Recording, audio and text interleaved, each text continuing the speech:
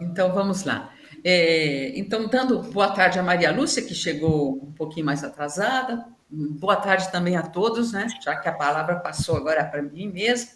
Então, é uma alegria, né? É sempre uma alegria rever colegas tão queridos, rever a Luíse, não é? Então, eu fico muito feliz em acompanhar essa trajetória da Luíse, que vem desde o mestrado até o doutorado, trabalhando com uma escritora que é uma das minhas preferidas, né? Depois de, junto com Clarice, com Virginia Woolf,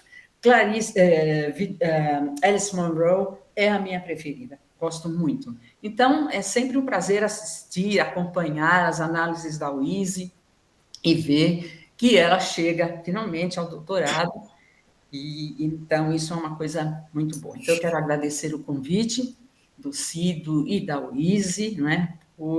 É uma honra estar aqui para dividir, compartilhar com vocês esse momento tão importante para o Luíse e para o orientador. Bom, então eu vou dizer que eu vou fazer. Na verdade, já foram feitas perguntas muito importantes aí sobre o Locus Horribilis, sobre a questão do gótico. O professor Neil aborda, de certa forma, procura buscar uma visão assim, panorâmica sobre o que a Luíse pensa sobre a obra da Alice Munro. Então, eu vou me concentrar talvez em comentários e sugestões, mas nós vamos dialogar, viu, Luíse? Vai ter essa chance aí. Mas eu começo, então, parabenizando aí o professor Aparecido e a Luíse pela escolha do estudo do Locus Horribilis, né, que se aplica perfeitamente ao estudo da obra da escritora, e eu quero pensar lá na relação de Flor e Rose, professor Neil, não é? Lembrando quando Rose, ela vai trabalhar na TV, né, e a madrasta Flor tem todo aquele problema na recepção, não é? Coitadinha, não se adapta àquela colocação, o golfo que separa as duas, né? Rose de Flor, e que ela sente assim um esquilo morto. Então, essa presença do esquilo morto já entra a questão aí de um locus horribilis, e o locus horribilis na Alice Munro, ele para mim é sempre um conflito interno. Como é que ela trabalha essa questão grotesca, não é? E essa questão do locus horribilis para mostrar como é que está um conflito interno. E o leitor participa desse conflito interno. Né? Então, para mim, é sempre uma questão psicológica, questão assim daqueles fantasmas que atormentam a vida das pessoas, né? E como ela faz isso? Ela vai desde Lives of Girls and Women, com a morte, por exemplo, que ela vai acabar junto com uma companheirinha dela que tem problemas lá e dá de cara com aquele morto no meio da casa, o carrinho de bebê, quer dizer, há sempre uma conotação assim de algo horrível, mas um horrível que entra na alma da gente e ela consegue passar esse terror para a gente. Então, eu acho que a sua escolha do Locus Horribilis, né, foi ótimo. Eu quero destacar também a atualidade da bibliografia, né? A sua bibliografia está bem atualizada, né? E a pertinência da aplicação dela nas análises, né? E no doutorado há sempre uma expectativa de ineditismo, né? E nessa questão, Luiz, você cumpre o esperado, né? Porque não há no Brasil, até onde eu sei, alguém que trabalhe com esse tema em relação a Alice Munro. E outro aspecto positivo é que você cumpre plenamente seu objetivo, ou seja, demonstrar como o locus horribilis concorre aí para o movimento do horror e do gótico na narrativa, com ênfase aí na criação da atmosfera e do cenário, que são o cenário sobre a criação do cenário pela Alice Munro é o ponto máximo dela. Ela sempre trabalha isso exatamente para passar esse mal-estar, digamos assim, mal-estar aflitivo, mal-estar psicológico. E eu também lhe parabenizo por ter acolhido o que foi indicado lá pela banca de qualificação, relacionado aí ao seu objetivo para a escolha dos 3 contos. E eu achei muito pertinente você indicar que o fez pela afinidade temática entre eles e por ser um fio condutor valioso, muito explorado pela escritora, e que o professor Nil já explorou bem com você, Luciana, também, ao tratar da questão do gótico, né? Há bons trechos, né, de análises, mas eu quero destacar o da página 113, sobretudo porque é curto, é pequenino, é segundo parágrafo, quinta linha lá da sua tese. Né? 103? Página 113, 13. segundo parágrafo, quinta linha, de baixo para cima. Tá? Então, é a quinta linha, lá no... Encontrou?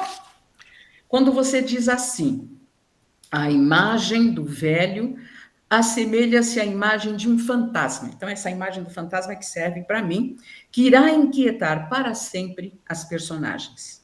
E assim, a descrição do ambiente, juntamente com a imagem do horror das personagens, traz à tona o sinistro que toma conta da narrativa. E observa-se o grotesco incorporado no locus horribilis.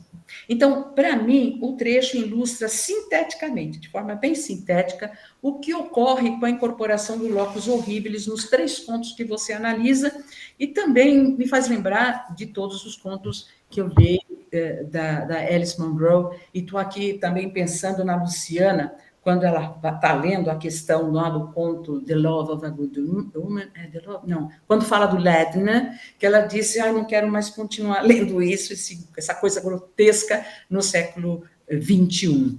Né? Então, isso é sinal de que você, ao tratar do locus horribilis, você foi forte aí na sua análise e passa para a gente isso muito bem. Bom, então, isso posto, eu vou passar, então, a fazer comentários, fazer, acho que, perguntas e sugestões, e vai ficar aí a seu cargo, do seu orientador, decidir se as sugestões são pertinentes ou não.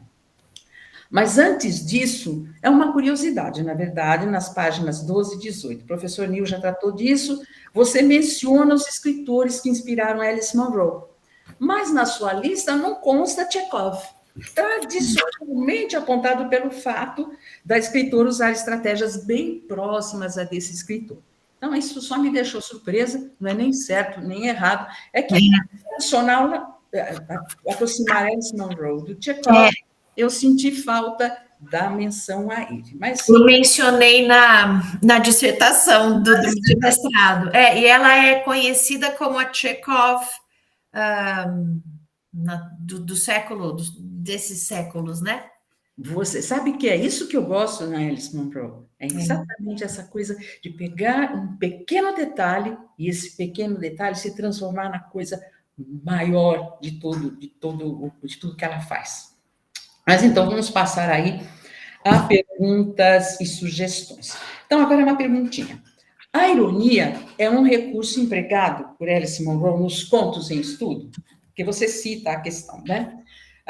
Então, eu pergunto por que você menciona isso em sua análise, mas no primeiro parágrafo da página 24, sexta linha, você diz o seguinte: a ironia, página 24, primeiro parágrafo da página, sexta linha. A ironia é o resultado de muitas negociações sobre as dualidades e multiplicidades que vieram definir o Canadá. Então, eu queria saber como ocorre essa aplicação. Ela está presente nesses contos que você está analisando? Porque eu vejo também essa questão da ironia nos contos da Alice Munro. Eu queria que você citasse um exemplo, como é que se dá essa ironia, se é que você sente aí nos 3 contos da Alice Munro? Tá. Primeiro, eu me baseei na Hutton, Linda Hutton, que fala muito sobre a ironia. Então, professora, só um minutinho. Em Vandals, posso falar separadamente? Sim. Sim. Em Vandals, existe muita ironia a partir do momento que a personagem a todo momento, o momento que está dentro, quando ela está lá dentro da sala com os animais, né, todos com os olhos vidrados olhando para ela e para o marido, ela fala muito claramente, de modo irônico, quando ela liga para a pessoa, né, para a dona da casa e fala: olha, teve os vândalos entraram na sua casa, eu estou muito triste, fiquei muito sentido. Eu acho que a ironia aqui escancarada, até pelos personagens. Em Child's Play, tem sim também ironia, até quando as monitoras elas deixam de prestar atenção nas crianças, elas são até irônicas nas falas, a gente reconhece isso nas falas. E The Love of a Good Woman, a própria a personagem principal, ela é extremamente irônica, até quando ela fala para Enid que ela, você está cuidando de eu sou uma, né, por ela estar doente, então ela diz que eu não valho nada, eu não sirvo mais para nada. Eu acho que ela é muito irônica. A doente, né, em estado terminal, extremamente irônica. Então, eu achava que deveria, como você cita a questão da ironia, você poderia ter dado pequenos exemplozinhos dentro dos contos com os quais você trabalhou, tá? Então, é só isso, mas para a gente pensar. E eu acho também que a ironia, ela é uma forma crítica também de colocar esses locus horribilis, esses conflitos internos que a Alice Munro coloca. Mas mais adiante a gente vai ver isso. Professora, eu acredito que as personagens, ela se utilize da ironia para que as próprias personagens se protejam, né? Para a própria proteção. Perfeito. Então, agora nós vamos dar um pulinho lá na página 38, terceiro parágrafo. Página 38, terceiro parágrafo, da quarta linha, de baixo para cima. Você cita Mellor, que para tratar da modernidade e do capitalismo, acaba recorrendo a Freud. E a seguir encerra a argumentação definindo o Unheimlich freudiano. Então, qual é a relação do Unheimlich com o capitalismo, a modernidade, o locus horribilis, né?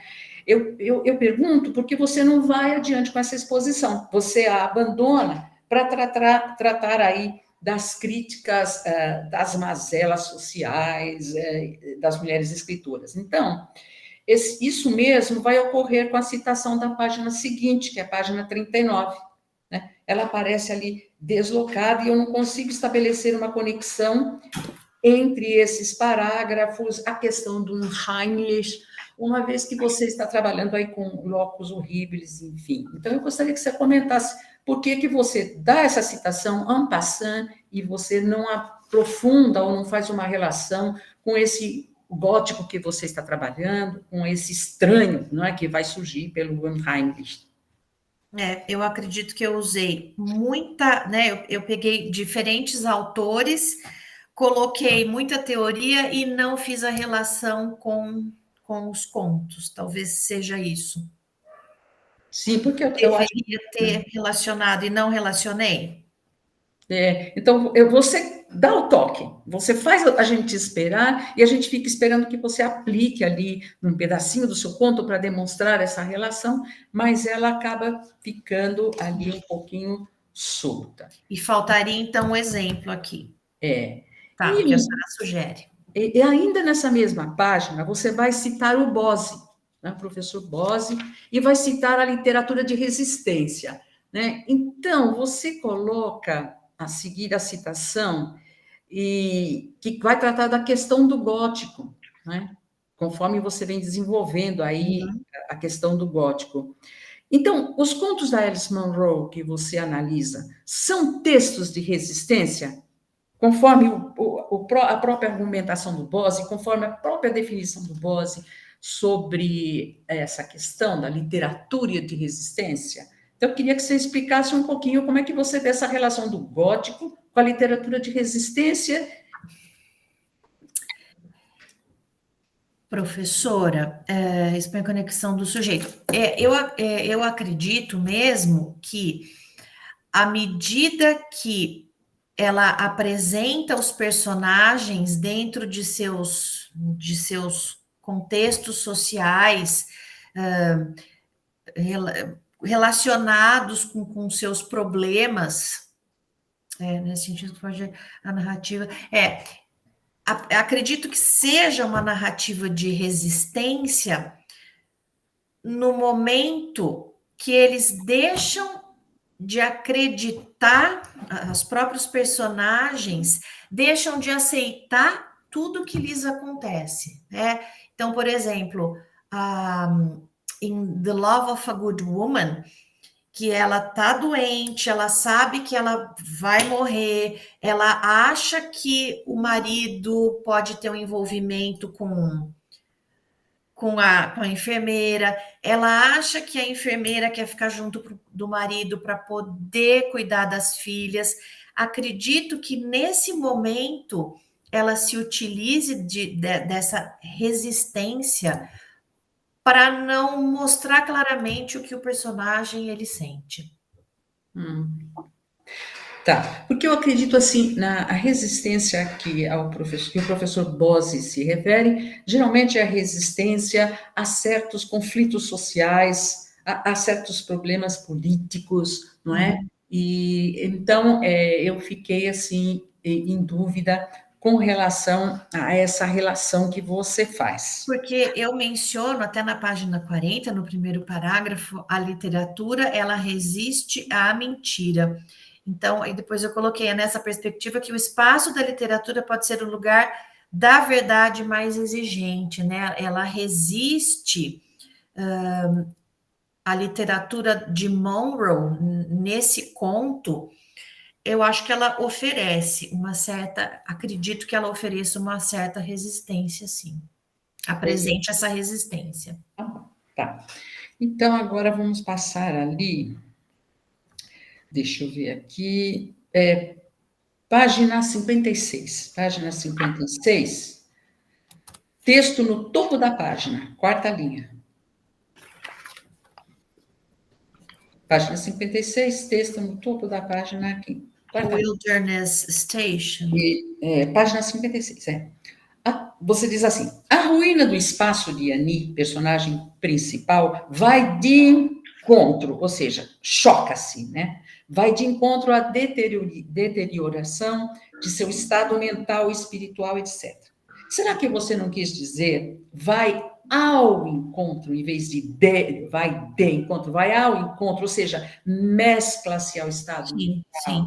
representa seu estado mental?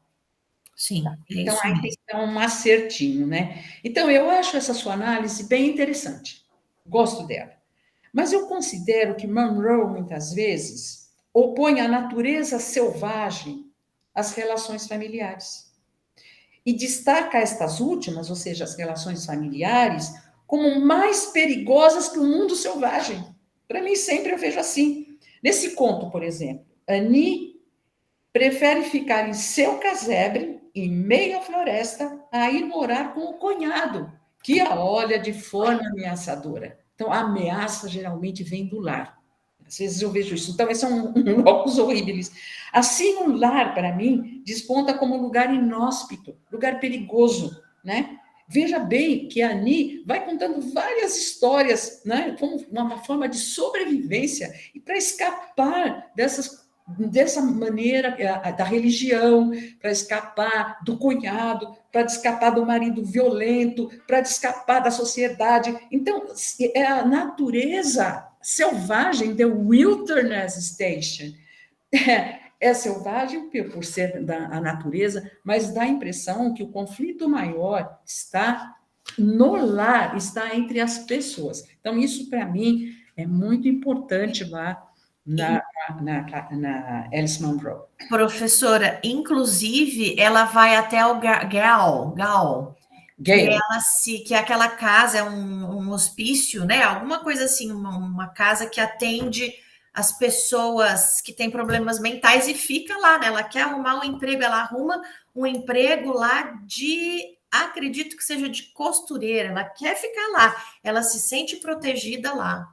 Então, na verdade, ela vai para a prisão, que é o Sim. Gale, sai da prisão e vai para essa casa dessa família, onde ela vai trabalhar ali como costureira, uma coisa assim. Isso. Muito bem. Então, página 73. Texto no topo da página, terceira linha. O taxidermista. Você está tratando da vida nômade. E então diz: a personagem se estende pela terra, sem a sensação de pertencimento. Então, você pode explicar o que quis dizer com essa? A personagem se estende pela terra? E ainda nesse mesmo parágrafo, logo a seguir, você diz: o corpo do homem canadense foi remodelado. Então, eu não consigo entender por que você menciona essa questão do corpo remodelado. E na oitava linha, quando diz: o terror da consciência de estarem presos às forças. A quem você se refere a esse dizer estarem presos? Então, são essas as inconsistências que eu estou encontrando aí. Tá, então, primeiro, o Ladner, ele chegou a ficar um tempo na Inglaterra, teve problemas e foi para o Canadá. Ele era nômade, né? Então, ele saiu de um lugar, ele foi para o outro lugar, mas a sensação ele tinha essa sensação de não pertencimento. Acho que por tudo que ele havia vivido. Então, eu me refiro a isso. Ele se estende pela terra sem a sensação de pertencimento ao local. Aí, depois, em seguida, eu mencionei o corpo do homem canadense foi remodelado. Por quê? Ele veio, o corpo do homem canadense, ele veio, os colonizadores chegaram em um lugar inóspito e eles tentaram se adequar àquela vida. Eles tentaram se adequar ao lugar. Então, eu comparo a personagem de Ladner com os canadenses que chegaram à Nova Terra. Ele não conseguiu, ele não teve essa sensação de pertencimento. Creio que não. O homem canadense, sim. O canadense, sim. Tudo bem. Eu só acho estranha essa coisa de a personagem se estende pela terra. Então, eu acho meio... É o chegar, é o ato de chegar. Ele chegou para a nova terra. Então, acho que tem que dar uma acertadinha aí nesse estende pela terra. Tá? Página 73, ainda, né? Segundo parágrafo da folha. Você menciona o interesse de Bea pela obra Guerra Franco-Indígena. Aonde? No último parágrafo. No parágrafo da folha. Você então menciona que ela fica atenta a essa obra, Guerra Franco-Indígena. E logo a seguir menciona o título do conto, Vandals, e faz relação com os bárbaros escandinavos. Você vai dizer que esses vândalos são os escandinavos. Então, eu não tenho nada a dizer sobre isso, mas eu sei que é característico da escritora ligar a vida privada das personagens com fatos históricos, para mostrar como eles também afetam a trajetória deles e ajudam a compor a identidade. Né? Uhum. Por exemplo, eu penso num conto em que isso acontece, é o conto Carried Away, quando ela cita, por exemplo, o Toppled Martyrs, né? Essa coisa do mártir. E em Vandals, essa guerra franco-indígena, que chama a atenção de Bea, ela ocorreu em 1754 e terminou em 1763. Então, ela foi uma guerra de ingleses contra franceses, ou franceses contra ingleses, isso aí não importa, com a participação aí de indígenas de ambos os lados. Então, o que aconteceu foi que a França, na mesma época, ela estava envolvida lá na Guerra de 7 Anos da Europa, e se vê lá enfraquecida no Canadá, e essas possessões francesas passam para a mão dos ingleses no Canadá. Portanto, para mim, os vândalos, além de Liza e o marido, são esses colonizadores, o que amplia e muito a vingança de Liza, envolvendo o trabalho de Ladner na floresta, maculando-a, violentando-a, com a morte dos animais e suas figuras empalhadas. Então, dessa forma, o Locus Horribilis em Vandals é muito mais horrendo, porque guarda em si aí os horrores do passado histórico do Canadá, né? Então, eu não iria tão longe, eu não iria para os escandinavos, ao passado histórico canadense, em que indígenas lutam contra indígenas, ingleses e franceses. Então, isso envolve aí todo um horror, né? A gente pode imaginar o horror que pode ter sido essa guerra e essa tomada de posse de lugares e o número de mortes que houve, né? Então, é esse o meu comentário. Bom, e deixa eu ver aqui o que mais, eu tenho mais alguma sugestão aqui. Tá, então eu vou dar um salto lá para a página 77. Primeiro parágrafo, segunda linha. Você chama a atenção do leitor dizendo, página 77, primeiro parágrafo, segunda linha. Você chama a atenção do leitor dizendo, nota-se que o nome da propriedade faz uma comparação com um pântano chamado Great Small Swamp. O nome não faz comparação alguma, então o nome não pode fazer comparação. Então a gente tem um acertinho aí na redação. Tá. Então, é preciso dizer que Liza, acho que você tem que dizer isso aí, que Liza conta ao esposo que o nome Lesser de Small deriva do nome de um pântano nos Estados Unidos chamado Great Small Swamp. Aí fica mais claro para o seu leitor, porque o seu leitor fica perdido, né? Sim. E nessa mesma página, último parágrafo, terceira linha, após a palavra disformes. Último parágrafo, terceira linha. Uhum. Faltam aspas aí na sua citação de Gea, eu não sei se é Gea ou Gerra que diz, mas Gea. Ah, sim, Tais Monge. Citação que para mim soa deslocada, pois você não está tratando do cenário tipo criado por Ledner na floresta. E na citação, então, de repente aparece um nós. Eu pergunto, quem é esse nós? Tá. Eu penso que o texto de Gea trata de monstros como metáforas do mal. E, portanto, para ser aí citado, algo mais deve ser acrescentado. Caso contrário, não se adequa aí à sua análise, porque o tom é diferente, dá a impressão que é um texto que foi colocado aí, né? E é diferente daquilo que está sendo apresentado. Então, essa é a sugestão que eu coloco aí para você. Que eu, como leitora, eu percebi isso. Bom, vou para a página 78, segunda linha, no topo da página. Você diz: a casca representa a pele da árvore, sua resistência à natureza. Eu pergunto, não seria sua resistência às intempéries? Porque como é que a árvore vai resistir à natureza? Então, eu acho que é as intempéries. É como proteção, né? A casca protege. É, das intempéries, né? Sim. Bom, na mesma página, último parágrafo, quarta linha. Eu não entendi muito bem o seguinte trecho e acho que é preciso refazer a redação.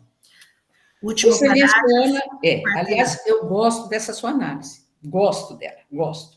Você menciona os olhos do castor e da doninha, dizendo que foram preparados para intimidar quem entra na casa e funcionam como criaturas abjetas. Perfeito. Daí você diz, ele perturba a identidade. Então, esse referente a ele, eu penso que se refere ao que é abjeto. Tudo bem. E a seguir vem o trecho que eu não entendo. Aí você diz assim, eu acho que ainda está falando de objeto, mas enfim, é aquilo que não respeita os limites, nos remete para baixo. É isso mesmo, é o A objeto. visão dos animais causa repulsa, sentimento de náusea, traz revolta na personagem contra tudo que deseja manter distância. O abjeto é o corpo monstruoso. E aí vem a coisa.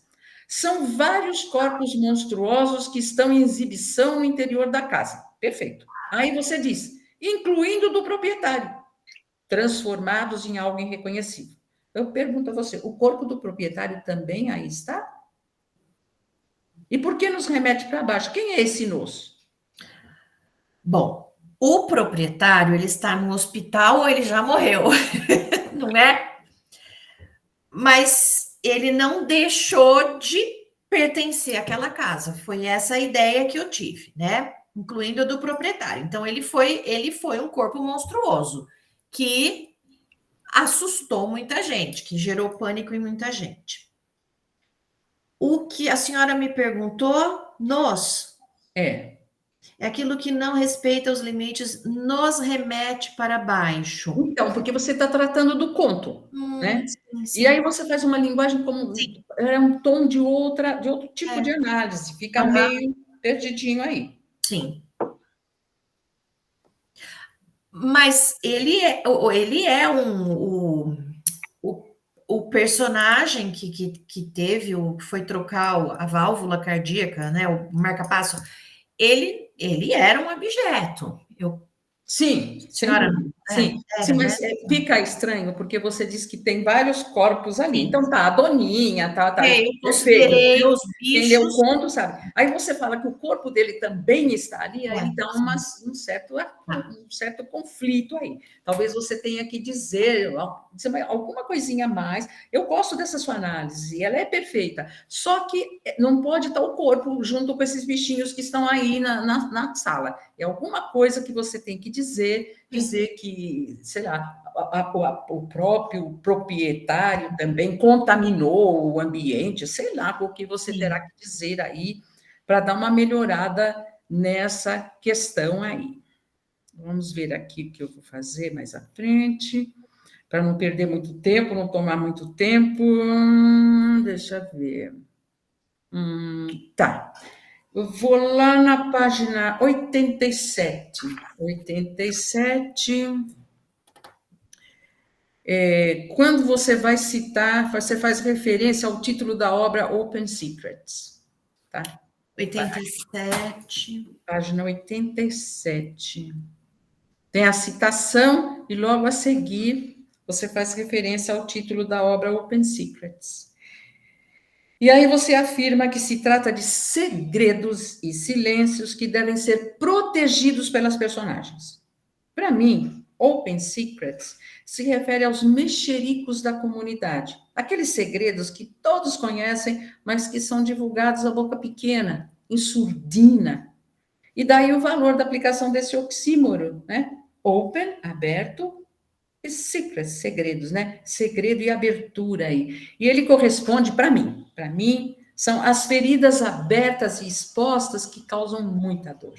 Para mim, sempre, quando eu penso em Open Secrets, são essas feridas que estão aí expostas e que causam dor às personagens.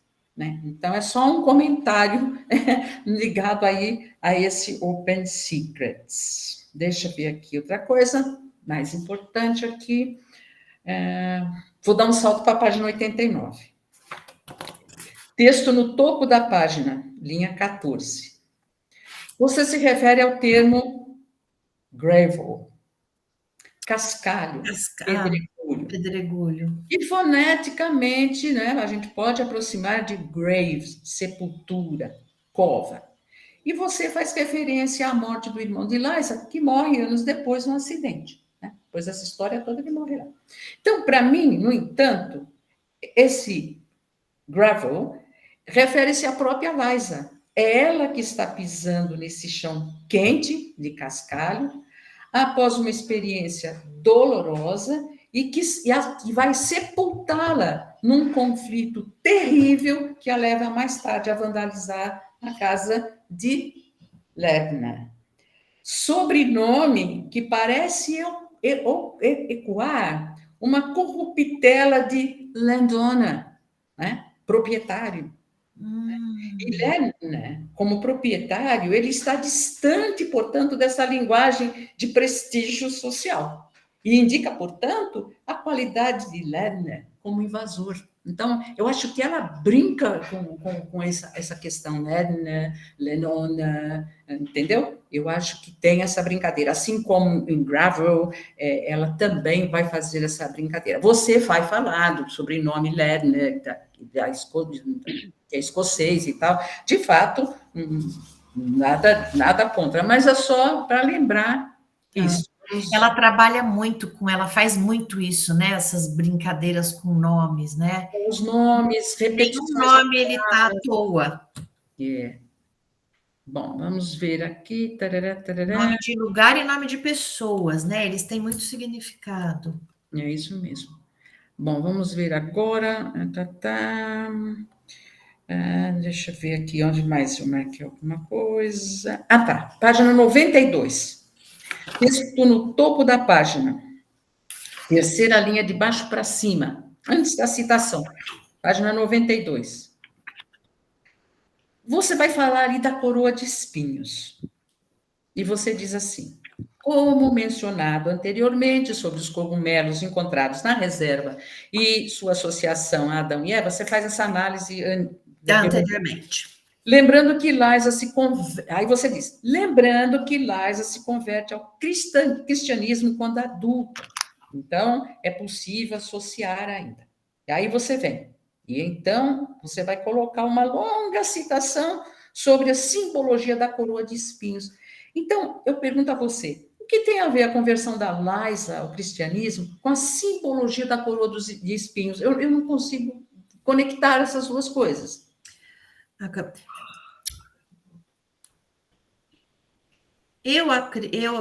Nesse momento, a coroa de espinhos, onde ela está, professora? Tudo na página 92. Sim, não está na citação. Aí a citação é todinha voltada para a simbologia da coroa dos espinhos, não é? Sim, aqui em cima. Eu pensei que, como ela sofreu muito, ela passou por um sofrimento muito grande, né? Com o irmão, com tudo que aconteceu, com os abusos. Então, ela foi sofredora. Pensei em Cristo que usou aquela coroa de espinhos. E na religião, quando ela se converte, ela tenta buscar a redenção. Então, foi essa associação que eu fiz. Sofrimento e o alívio do sofrimento, procurando a religião. Perfeito, tá certo. Tudo bem. Tá bom, então. Bom, agora já quase terminando, não vou mais muito longe, eu quero ir lá na página 105. Último parágrafo da página, segunda linha. 105. É o último parágrafo da página, segunda linha. Eu acho que você foi muito feliz em colocar isso aí. Trecho atribuído a Catherine Ross, que diz que o conto The Love of a Good Woman é um jardim com passagens bifurcadas. Eu penso, gostei tanto dessa sua citação, mas eu acho que você poderia ampliar esse comentário brilhante da Ross, que se refere à estética de Monroe, aplicada ao conto em questão, aproximando a arte da escritora da arte de Borges, né? E o faz citando o título de um conto do escritor argentino, ou seja, O Jardim de Veredas que se Bifurcam, no qual o protagonista descreve o romance da personagem Judith Penn da seguinte forma: o jardim de veredas que se bifurcam é uma imagem incompleta, mas não falsa, do universo tal como Tissot Penn o concebia. Aí vem o que é bonito, o que é maravilhoso, que você tem que aproveitar. Acreditava em infinitas séries de tempos, numa rede crescente e vertiginosa de tempos divergentes, convergentes e paralelos. Essa trama de tempos que se aproximam, se bifurcam e cortam, e que secularmente se ignoram, abrangem todas as possibilidades.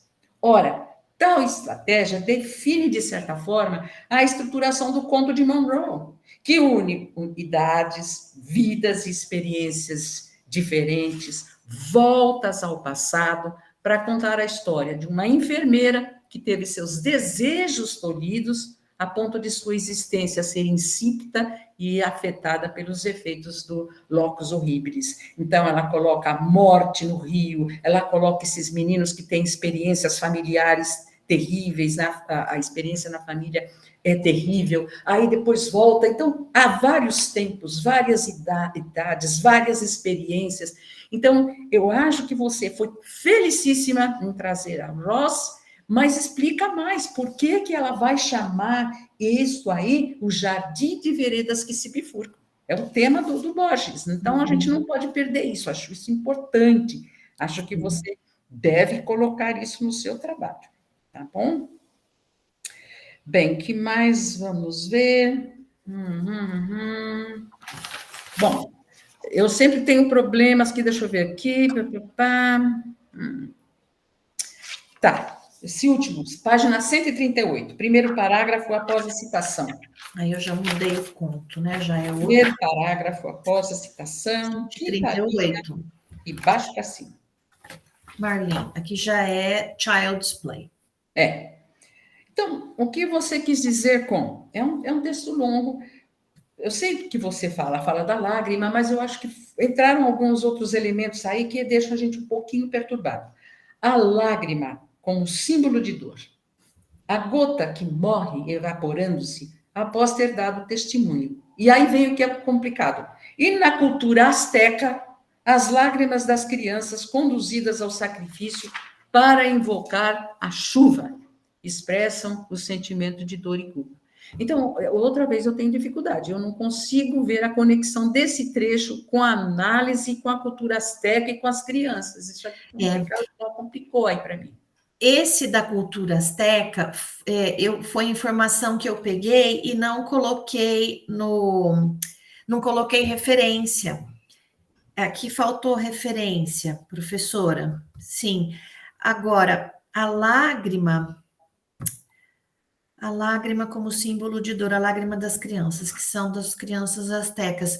E Revoadas de Anjos, quando ela está na igreja, mas comigo não. O que foi feito está feito. Revoadas de Anjos, lágrimas de sangue, que ela não aceita, ela não vai contar a verdadeira história que ela tinha afogado a menininha, né?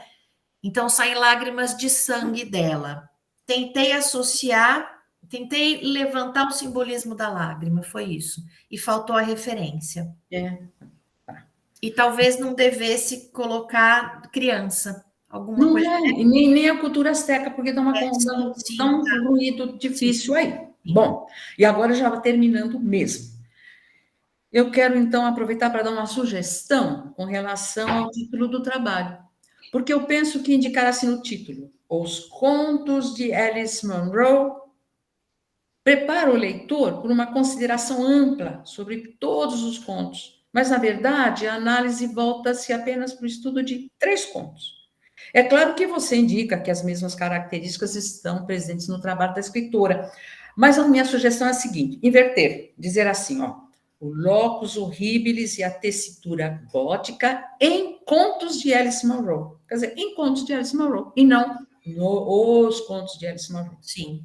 Agora, acho que ainda há a possibilidade dessa alteração, e claro, se você e o seu orientador aceitarem isso. Bom, aí eu aproveito para dizer para você que antes da entrega do exemplar da tese para a biblioteca, você deve buscar alguém qualificado para revisar o seu texto, né, a fim de que ele passe por um pente fino, né? Porque há aqui e ali algumas inconsistências e correções a serem feitas. Isso é normal. Se procurar um revisor, é normal. Não estou dizendo nada, não tem qualidade aí, nada. Então, eu reuni algumas dessas inconsistências e vou enviar por e-mail para você. Mas não vai se fiar nisso, não, porque eu fui fazendo aqui e ali, tá? Mas eu vou mandar para você. Só assim, para exemplificar o que eu quero dizer, há muitas repetições de palavras em todo o seu texto que poderiam ser substituídas por sinônimos, por pronomes e tal. Então, já na abertura da sua introdução, algo me incomoda quando você diz assim, primeira palavra, Alice Munro, 2 pontos, a escritora das escrituras, ponto.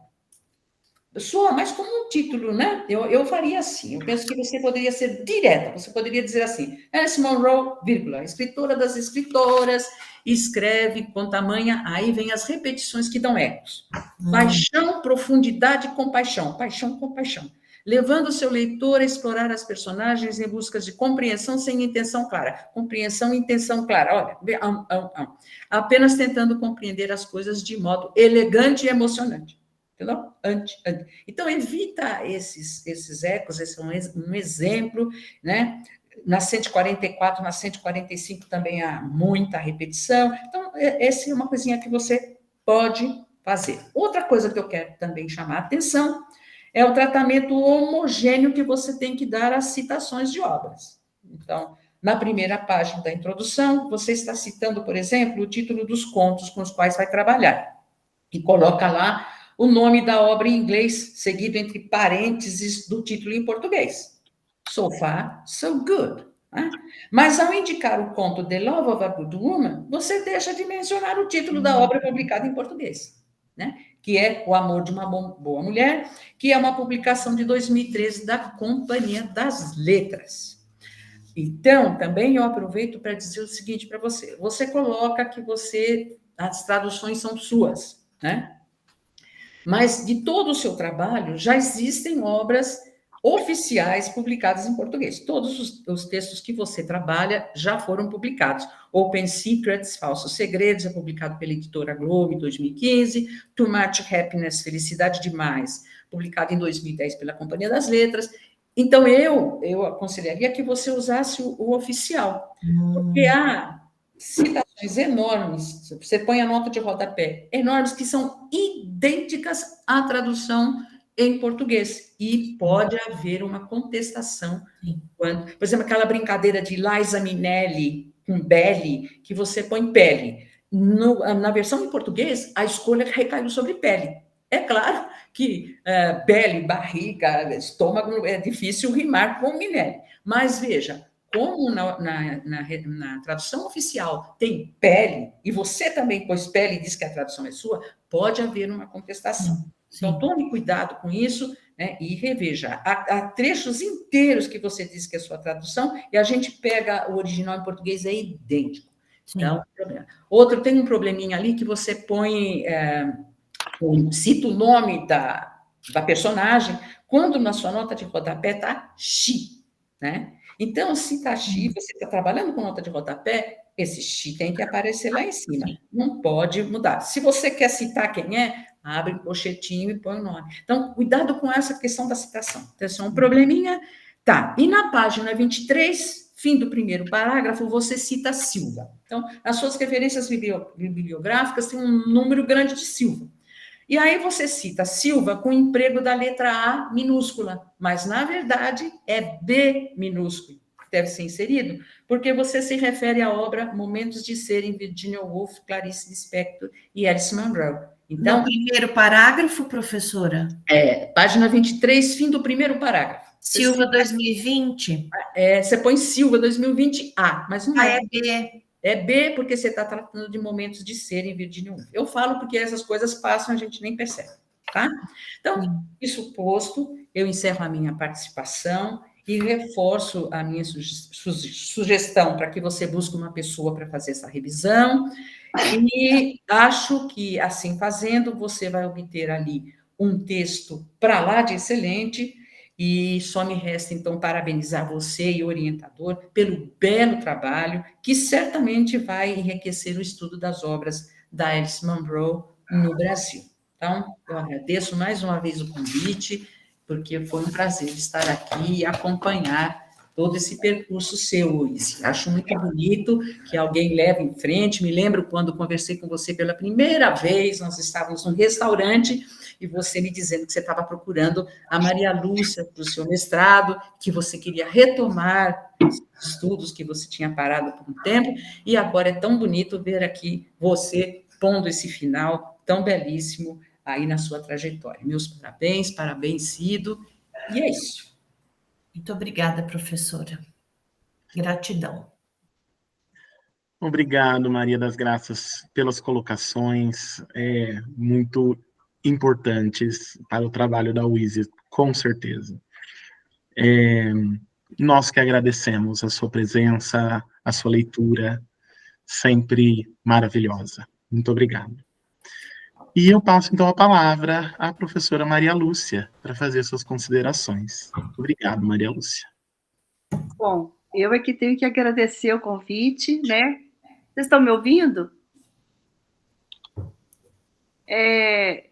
Assim, com uma gratidão e uma alegria muito grandes que eu estou aqui nessa banca hoje, mais como testemunha dessa trajetória da UISE, né? Porque, de fato, bom, boa tarde para todos, né? É um prazer estar aqui revendo vocês. revendo a Maria das Graças, é uma delícia participar de banca com a Maria das Graças. Eu participei ao longo da vida de muitas, né, Maria das Graças, nós participamos de várias bancas, e eu sempre fiquei encantada com essa capacidade de arguta dela, né, que vai nos detalhes e que ajuda muito, né, e eu me lembro que quando a Wizy me procurou, também fiquei feliz de ver a Luciana, que eu nunca mais tinha visto, feliz de ver o professor Besner também, que nos deu a honra de participar da banca da dissertação, né? E o Cido, né? Meu querido ex-aluno daqueles que estão no coração para sempre. E a minha querida Wizy, que foi me orientando no mestrado. E eu fiquei aqui me lembrando, né, da trajetória da Wizy. Quando ela chegou, ela queria retomar os estudos, né? Aliás, é uma coisa que eu gostaria de enfatizar, assim, a garra da Wizy, né? Uma pessoa que tem uma escola de inglês, né? Ela tem uma escola, uma pessoa que se dedicou, portanto, ao ensino da língua inglesa, né? Ela poderia muito bem ter continuado nesse lugar tranquilo, né, de dona de escola, e ter ficado nisso. E, no entanto, eu admiro demais essa garra dela, esse desejo, né, de voltar à vida acadêmica, de voltar à pesquisa. Eu admiro muito isso, né, porque ela seguiu um outro caminho, né, ela estava afastada da vida acadêmica. E depois de muitos anos, então, ela retorna. Isso é admirável, né, porque ela faz isso por uma necessidade interior de evoluir, né, de crescer. E eu acho que, mesmo que ela tenha feito esse mestrado, esse doutorado na área de estudos literários, isso vai dar um peso muito grande a ela como professora de língua inglesa, né? Porque a gente sabe que essa bagagem que a literatura dá, né, para esse universo, né, da língua inglesa. E eu fico muito feliz de ter participado assim ativamente disso, porque quando ela me procurou, ela me trouxe uma escritora brasileira, da qual eu não gosto, eu não vou citar o nome, para não causar escândalo. Eu falei para ela, não, Wizy, essa não quero trabalhar com essa pessoa. E aí eu disse para ela, eu acho que você devia escolher um escritor da sua área, da área de língua inglesa. Embora eu não seja da área de inglês, eu acho que você tinha que escolher alguém da sua área, né? Porque você tinha que casar as duas coisas, né? Você é professora de língua inglesa, você tinha que trabalhar com um escritor de língua inglesa.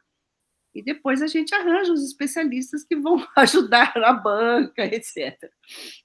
Se for necessário, a gente arranja um co-orientador, né? Bom, aí ela fez a dissertação de mestrado sobre o espaço, né, na Alice Munro. Aliás, eu conheci a escritora graças a ela, que eu fui ler, né, os contos. Fiquei também apaixonada pela escritora, maravilhosa, não tem como não se apaixonar, né? Entretanto, eu estou aqui como um patinho feio na banca, porque eu não sou da área, não sou da área de inglês, não sou especialista na obra da Munro. Então, o meu papel aqui é mesmo coroar essa trajetória da Wizy, né, que começou lá no mestrado comigo, e eu fico muito feliz comigo mesma com a orientação que eu dei a ela. E quando ela terminou o mestrado, que quando ela veio com essa conversa de doutorado, né, eu já falei para ela, Wizy, você precisa agora procurar alguém da área, né? E foi quando, então, eu a passei para o meu querido Cido, né? E foi a melhor coisa que eu fiz na vida, né? Porque realmente o trabalho cresceu muito, né? A gente lendo o texto da Wizy, a tese me deu a certeza de que ela cresceu bastante, né? E outra coisa também que eu falava para ela, a Maria das Graças tem que estar na banca. Eu sempre falei, era uma exigência minha. A Maria das Graças tem que estar na banca, porque ela é a especialista aqui no Brasil, né, da escritora, e realmente, como a Maria das Graças colaborou, né, Wizy, desde aquela banca muito. hoje, né, e continua colaborando, né? Você falei, você tem que grudar na Maria das Graças, eu falei para ela. E eu vejo que foi o conselho adequado. Bom, e coincidiu que o professor Besner havia vindo aqui, né, dar aquele curso que a Maria Clara trouxe, Então, foi uma confluência, né, de boas coisas, de bons fluidos, que resultaram nesse trabalho da UISE. Eu fico muito feliz com o seu crescimento, UISE. Fico muito feliz que eu tenha sido assim, aquela pessoa que, naquele momento, você procurou, né? Bom, em relação ao seu trabalho, eu não tenho mais muito o que comentar, né? Uma que não é a minha área realmente, né? Eu acho que seria temerário eu tentar fazer questões aqui no meio de especialistas, né? As coisas mais importantes foram pontuadas, né? E, além do mais, a dona Maria das Graças me roubou a minha pergunta, porque a pergunta que eu ia fazer era em relação à ironia. Eu marquei aqui, ó, na página 24, eu fiz uma pergunta aqui, ó. Qual o papel da ironia na busca de uma identidade nos contos da Alice Munro? Eu pensei na identidade, tanto na identidade cultural, né, que é um problema importante na obra dela, mas também na representatividade feminina, né, na identidade da mulher, da identidade feminina. Eu não sei se você ainda quer falar alguma coisa sobre isso, mas acho que eu estou satisfeita, inclusive, com a resposta que você deu para Maria das Graças, né? Então, essa era uma questão. Aí eu pensei assim, bom, mas ainda me restou mais uma pergunta que eu tinha feito aqui, mas a danada, a bandida me roubou a segunda também. Era sobre o Bose. E aí ela foi em cima do Bose também. O Bose era o seguinte, aí o Bose vem conjuminado com uma outra questão que eu queria colocar, é que duas coisas que eu quero colocar. Eu acho que vale a pena você juntar a sua dissertação de mestrado com a sua tese e fazer um livro futuramente, onde você faça uma reescrita, né, juntando as duas coisas, porque vale a pena, né? É um estudo que eu acho que o leitor brasileiro merece receber esse trabalho, né? É uma escritora que ainda precisa ser descoberta pelo leitor brasileiro, e esse livro teria esse papel importante. Acho, entretanto, você vai ter que fazer uma reescrita mesmo. Isso é natural, Oíse, porque a gente também, olha, há pouco tempo agora eu lancei um livro, meu Deus do céu, cada vez que eu ia fazer revisão do livro, eu escrevia tudo de novo, porque você vê parágrafos onde ficam coisas no ar, ideias no ar, entendeu? A escrita é isso mesmo, você tem que permanentemente reescrever o seu texto, né? Então, aqui a gente percebe uma escrita ligeira em muitos parágrafos. Eu fiz um apanhado desses momentos, tá? Eu acho que você não deve tentar arrumar isso para agora, para entregar, tá? Você só vai ver aquilo que é mais urgente na revisão e deixar essa reescrita mesmo para o futuro, tá? Para um livro, onde você realmente vai ter que reescrever alguns trechos em que a escrita está muito ligeira, como eu chamo, muito rápida. Você passa, às vezes você faz um acúmulo de referências, né? Eu não gosto muito dessa forma como você faz as referências. Você simplesmente coloca, né, a referência entre parênteses. Eu sinto falta de uma elaboração maior dessas referências, tá? Inclusive, quando você vai citar a primeira vez um autor, que você fale um pouco sobre o trabalho dele. Eu sinto falta dessas, vamos dizer assim, dessas mediações entre Tem hora que a gente não sabe quem está falando, porque você coloca tantas referências, né? E eu não sei se é você que está falando, eu não sei se é o Bose, eu não sei se é o outro, eu não sei quem está falando. Nessa questão, essa página mesmo do Bose é uma página assim. Eu leio várias vezes aqueles parágrafos sobre o Bose e fica parecendo que o Bose fala no estilo gótico, mas o Bose não fala no estilo gótico. Então, se você fizer uma leitura atenta daqueles seus parágrafos, na página 24, que começa o Bose, a citação do Bose, você vai ver que chega um momento que parece que o Bose está falando também de escrita gótica. E ele não fala isso, né? O texto dele não tem nada a ver com isso. Essa articulação é você que faz, né? Então, isso na sua escrita precisa ficar claro, né? E eu sinto falta disso, de um texto mais elaborado, entendeu? Onde você faça as mediações e não passe rapidamente de uma coisa para outra. E isso vai acontecer em vários trechos. Eu posso deixar com você essa cópia que você me deu aqui, que eu agradeço que você me fez uma cópia para mim, né? E está tudo anotadinho. Eu posso deixar isso com você. Você vai ver lá as minhas anotações, minhas críticas, meus pontos de interrogação. que podem ajudar no futuro, tá? Não acho que você deva fazer isso para já, porque não daria tempo, seria muito angustiante, né?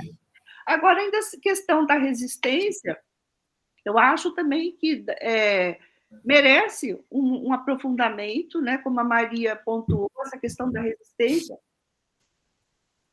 Essa pergunta que ela fez para você é a pergunta que eu também faria, né?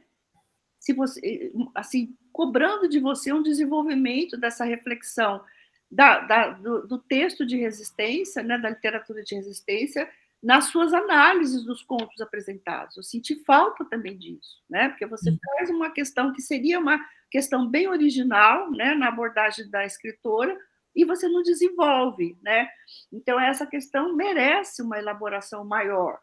E, inclusive, lembrando que a resistência da qual o Bosch está falando é uma resistência por meio do discurso literário, né? Ele está falando da escrita literária, o quanto que a escrita literária é importante no rompimento dos discursos dominantes, os discursos de poder e de autoritarismo, de dominação, que são os discursos que causam a reificação do ser humano, né?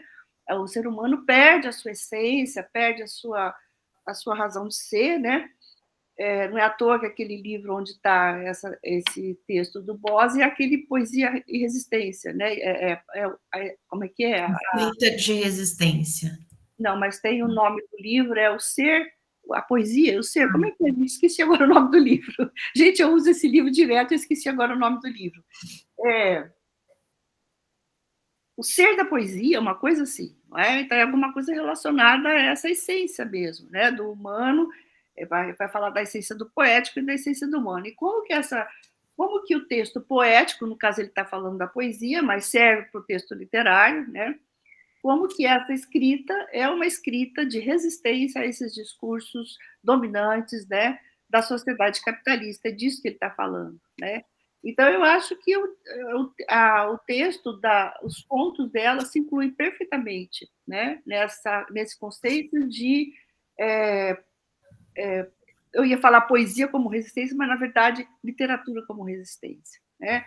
Então, eu acho que isso merece também um aprofundamento. E a outra questão que merece um aprofundamento, sem dúvida, é a questão a própria conceituação do gótico e principalmente desse gótico feminino. Eu fiquei muito confusa com esse gótico feminino, né? Eu acho que precisaria de um desenvolvimento maior.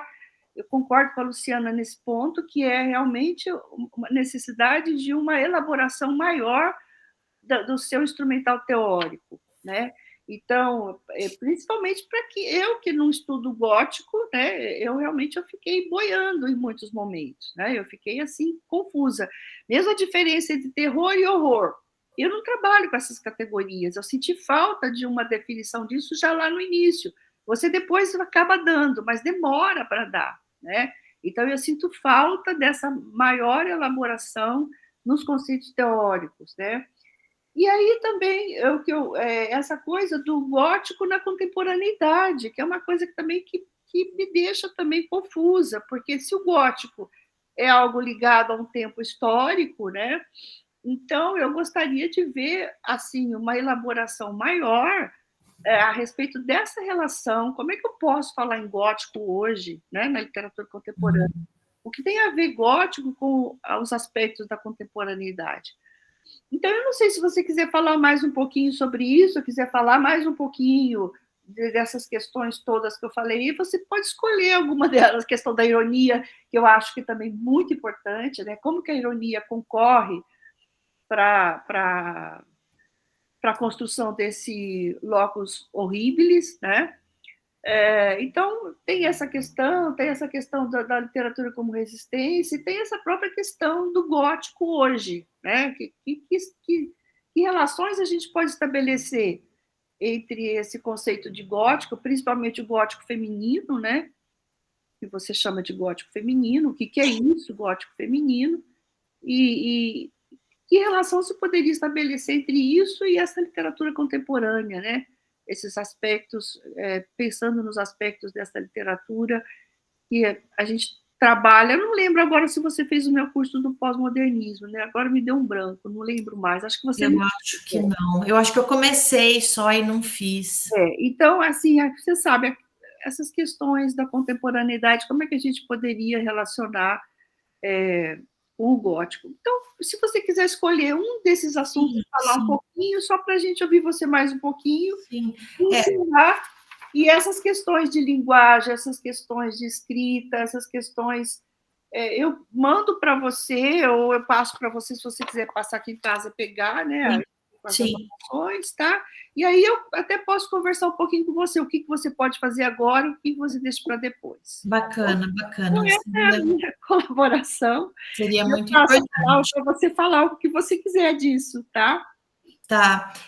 Eu lembro, eu vou falar, acho que desse último ponto, né, do gótico né, do século XVIII, XIX, do gótico atual, que eu lembro quando quando eu comecei a me inteirar sobre, né, os assuntos de gótico, né, que não era algo muito novo para mim, totalmente novo. Isso do gótico, ele tem, ele tem 5 anos, então é muito novo para mim.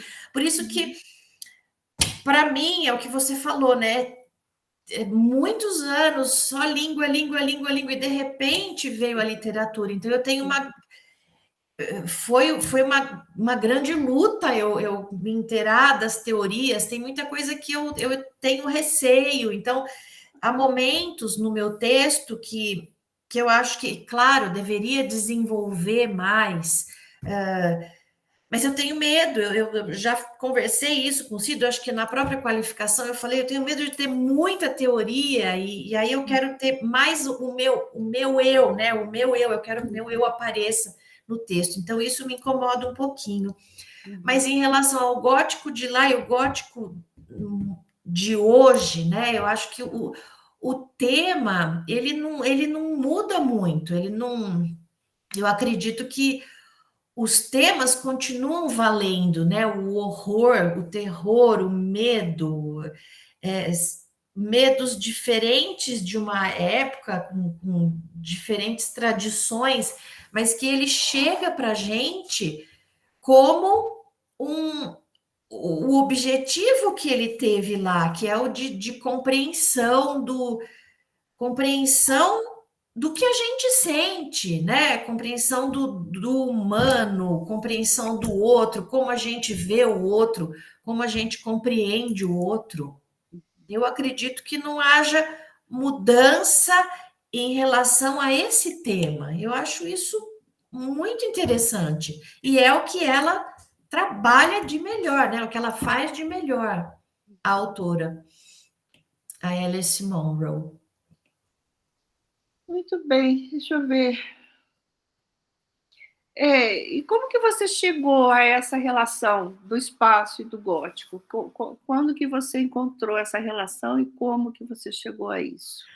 Maria Lúcia, quando eu né, defendi a dissertação, que a gente trabalhou só em relação a espaço, que aí você me disse que poderia sugerir o Cido como orientador, então foi quando eu fiz as disciplinas e resolvi mesmo me manter conversando com ele, que me mantivesse no espaço, e aí entrando com as teorias dos escritores que estudam o gótico. Então foi aí que tudo começou a mudar, a minha visão, né, dos Foi muito interessante, porque deu uma começaram profundidade muito grande essa questão do espaço, né? Deu uma complexidade, foi muito legal, gostei muito.